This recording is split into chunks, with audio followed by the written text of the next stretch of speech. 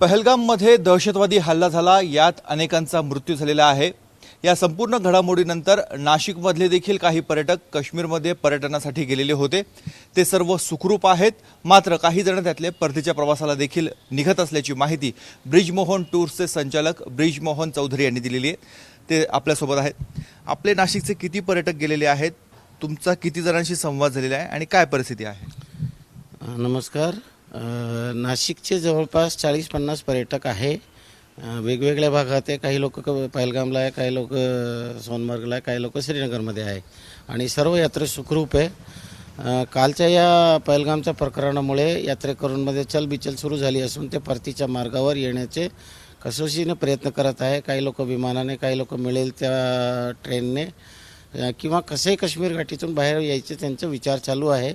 मी सर्वांना समजून सांगतोय की असं काही नाही आहे। एखाद्या घटना तेही रिमोट एरियामध्ये झाली, सिटीमध्ये झाली नाही। लोकल लोकांचा तिथला पाठिंबा या गोष्टीला नाही, कारण काश्मीर हे पर्यटनावरच चालू आहे। काश्मीरमध्ये जेवढे पर्यटक जातील तेवढे त्यांचा पाठबळ जास्त मिळतील। स्वतः काश्मीरचे हॉटेलवाल्यांशी मी अनेक लोकांशी बोललो, तर त्यांनी असं सांगितलं की हा यात्रेकरूंवर हल्ला नाही, हा आमच्या रोजीरोटीवर हल्ला आहे। अशी सर्व हॉटेल मालकांची मान्यता किंवा तिथे जे ट्रान्सपोर्टमध्ये कार्य करणारे, हाऊसबोटमध्ये ज्यांचे मालक आहे त्यांच्याशी सर्वांशी बोलल्यानंतर ह्या निष्कर्षाला पोहोचलो की कोणत्याही काश्मीरी माणसाच्या या गोष्टीला पाठिंबा नाही। तुमच्या टूर्समधनं किती जण गेलेले आहेत? आमच्या टूर्समधून आतापर्यंत 101 लोक जाऊन आले, परंतु आताच्या परिस्थितीमध्ये 10 ते 15 यात्रेकरू तिथे आहे आणि त्यांची कोणाची जवळपास यात्रा झालेली आहे आणि ते परतीच्या मार्गावर आहे। ज्यावेळेस तुम्ही आतापर्यंत किती जणांशी संवाद साधलेला आहे, जे तुमच्या टूर्समधनं 10-15 जण गेलेत, त्यांची मानसिक स्थिती काय आहे आणि त्यांचं काय म्हणणं आहे?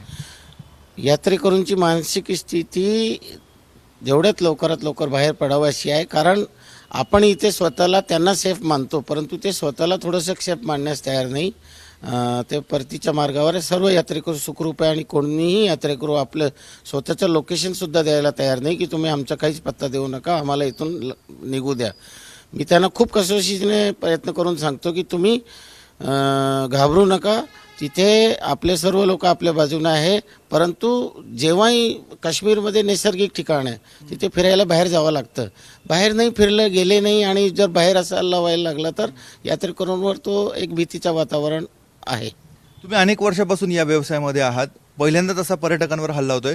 तुमची मागणी काय असणार आहे सरकारकडे आणि जे पर्यटक तिथे गेलेले आहेत त्यांना काय तुमचं आव्हान असणार आहे? काश्मीरमध्ये 2 पद्धतीचे प्रवासी जातात। एक असतो यात्रेकरू भाविक जो वैष्णोदेवीला आणि अमरनाथला जात असतो, ते त्याच्या भावनिक संबंध त्या भूमीशी जोडला जातो आणि दुसरा नुसतं निव्वळ पर्यटन आहे, तो आनंद आणि तिथे बर्फाचे आणि तिथे निसर्गाचा आनंद लुटायला जातो। तर पर्यटकांवर पहिल्यांदाच काश्मीर घाटीमध्ये हल्ला झाला असं माझं अनेक वर्षापासूनचं बघण्यात आलेलं आहे। पर्यटकांवर इतका मोठा हल्ला कधीच झालेला नाही।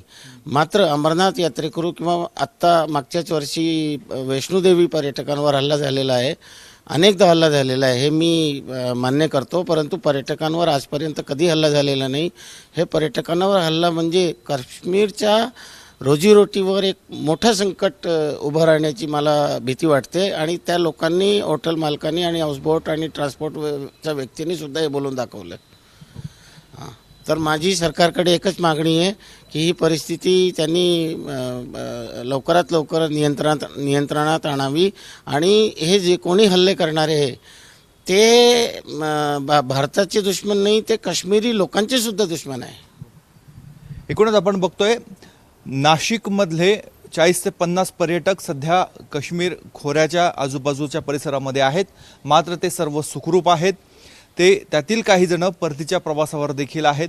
आता सध्या ते कुठल्या ठिकाणी आहेत त्याची माहिती ते टूर्स अँड ट्रॅव्हल्स कंपनीच्या संचालकांना देखील देत नाहीये। प्रत्येकाच्या मनामध्ये भीती आहे, चलबिचल आहे, परंतु सर्वजण सध्या तरी सुखरूप आहेत आणि लवकरच आपापल्या घरी ते पोहोचतील। कॅमेरामॅन किरण कटारेसह मुकुल कुलकर्णी, एबीपी माझा, नाशिक। एबीपी माझा, उघडा डोळे बघा नीट।